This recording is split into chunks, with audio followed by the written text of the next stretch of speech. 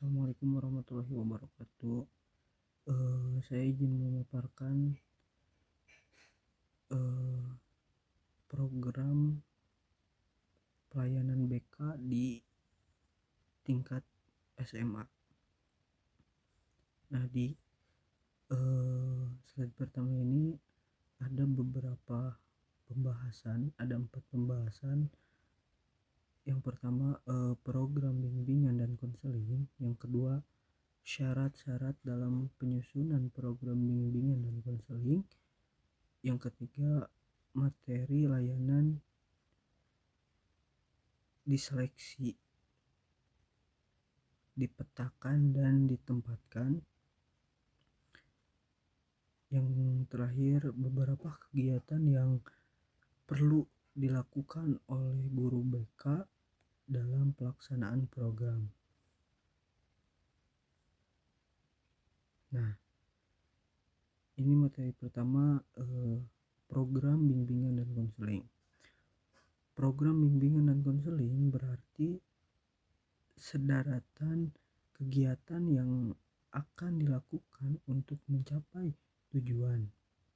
Sedaratan kegiatan tersebut perlu direncanakan sehingga sesuai dengan situasi dan kondisi di sekolah.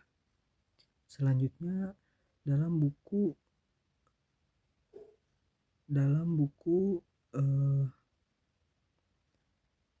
panduan pengembangan diri tahun 2007 dijelaskan bahwa program bimbingan dan konseling merupakan kegiatan layanan dan kegiatan panduan, kegiatan dukungan yang akan dilaksanakan pada periode tertentu. Dari penjelasan di atas dapat disimpulkan bahwa program bimbingan dan konseling adalah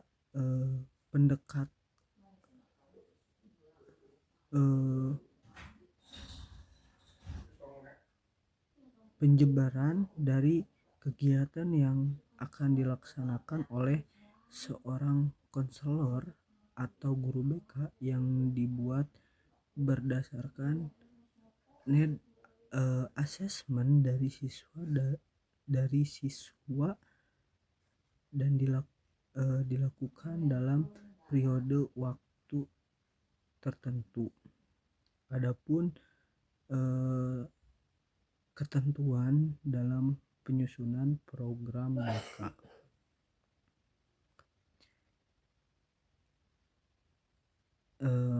Penyusunan program didasarkan pada asesmen kebutuhan yang akurat menjadi sangat penting supaya program bimbingan dan konseling benar-benar relevan dengan kondisi siswa. Gibson dan Mitchell 2005. Pengukuran kebutuhan ini memegang peran penting dalam penyusunan program, mengingat hasil asesmen yang memadai akan menjadi dasar untuk menentukan intervensi edukatif secara tepat, termasuk dalam bidang bimbingan belajar yang terap. Program bimbingan dan konseling di sekolah akan berlangsung efektif. Nah, selanjutnya ada syarat-syarat dalam penyusunan program bimbingan dan konseling.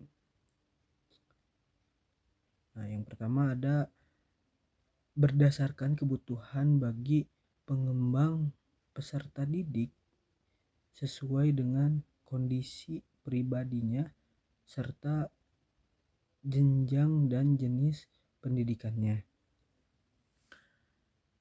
Yang kedua, lengkap dan menyeluruh, artinya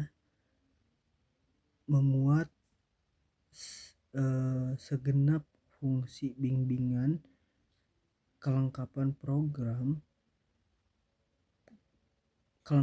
program ini disesuaikan dengan kebutuhan dan karakteristik peserta didik pada satuan pendidikan yang bersangkutan. Nah, yang ketiga, sistematik dalam arti program disusun menurut urutan logis, tersinkronisasi dengan menghindari tumpang tindih yang tidak perlu serta dibagi-bagi secara logis. Nah, di sini juga ada unsur-unsur program bimbingan dan konseling di Selta. Di antaranya terbagi tiga, yaitu kebutuhan siswa yang diketahui melalui pengungkapan masalah dan data yang terdapat di dalam himpunan data. Nah, yang kedua ini jumlah siswa asuh yang wajib dibimbing oleh guru BK sebanyak 150 orang minimal dengan total guru BK sebanyak 5 orang.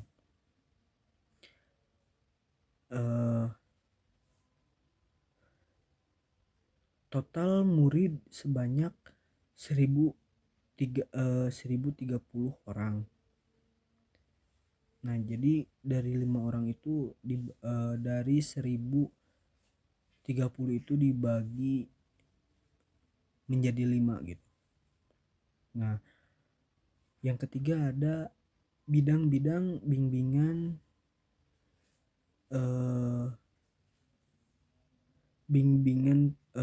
pribadi, sosial, belajar, dan karir. Nah, selanjutnya ada materi layanan diseleksi, dipetakan, dan ditempatkan. Nah, ini terbagi 3 juga. Sebenarnya ini terbagi 1, cuman dalam penyimpanannya ini ada kesalahan.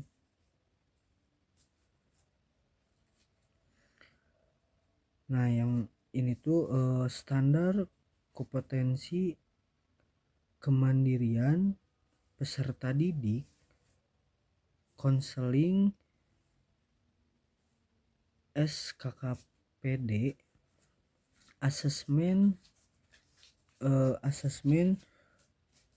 tuntunan tugas, perkembangan kebutuhan peserta didik, konseling pada setiap aspek perkembangan,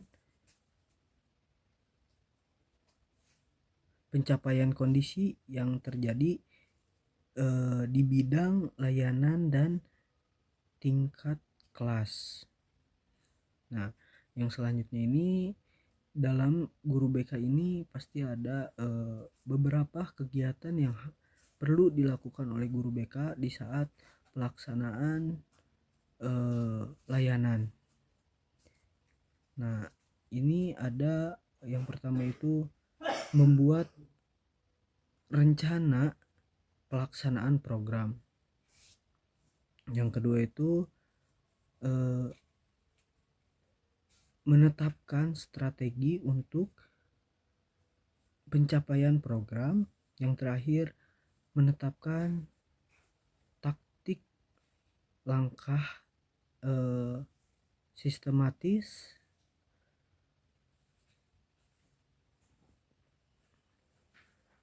menetapkan taktik langkah sistematisnya. Nah, yang terakhir tibalah di kesimpulan. Dari apa yang tadi yang sudah saya paparkan dari atas, saya izin menyimpulkan program bimbingan dan konseling merupakan isi dari keseluruhan organisasi bimbingan dan konseling di sekolah. Program merupakan suatu rencana keseluruhan kegiatan yang direncanakan dalam periode tertentu. Program BK disusun masing-masing guru pembimbing yang merupakan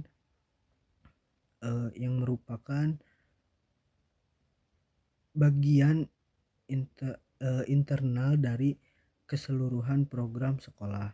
Nah, kegiatan program ini memuat unsur-unsur yang terdapat dalam berbagai ketentuan tentang pelaksanaan bimbingan dan konseling dalam diorientasikan pada pencapaian tujuan kegiatan bimbingan dan konseling di sekolah. Setting bimbingan dan konseling berada di setiap jenjang pendidikan, mulai dari sekolah mulai sekolah dasar, sekolah menengah, mau itu SMP dan SMA. Itu mungkin yang dapat saya sampaikan. Maaf bila ada kesalahan atau kekurangan. Assalamualaikum warahmatullahi wabarakatuh.